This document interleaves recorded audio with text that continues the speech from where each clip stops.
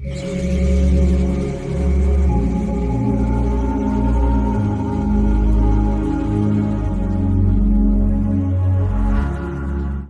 my project is called Feeling Virtual, an Archive of Touch.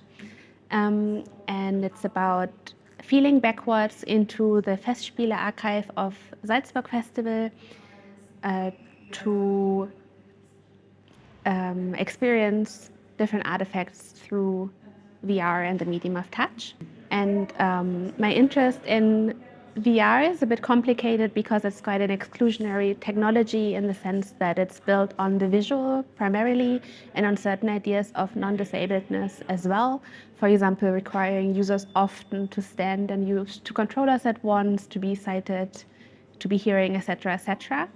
And with my project, I'm trying to question and disrupt these ideas, which is why I'm foregrounding touch and other sensory means of experiencing the world in order to sort of crypt the reception of the archive through novel experiences of VR.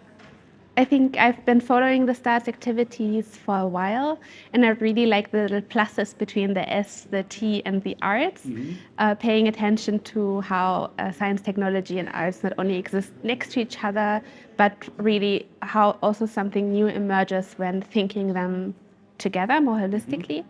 And then I think, because I've worked with cultural heritage and VR before, but in I think a bit more conventional ways, the call really spoke to me. Yeah, so my project is really invested in making access for disabled people, but also for people broadly to archival materials, but also to VR, which isn't yet an accessible technology.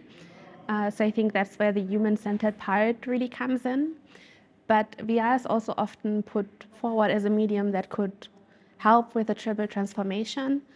But given that it is currently excluding so many people, that claim doesn't really hold true. So the potential for remote access, which has great potential, especially for people conventionally excluded from cultural institutions, for example, that promise is on hold still.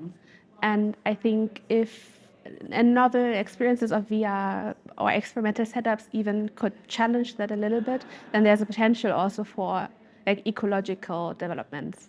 And I'm really excited about the network aspects as well. Also during these days already, we have all the different hosts and artists coming together, and that already creates so many synergies. So I'm looking forward to also following up on these.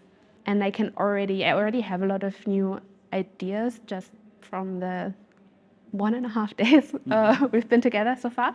So I think it will have an impact also on what I consider also possible within my practice.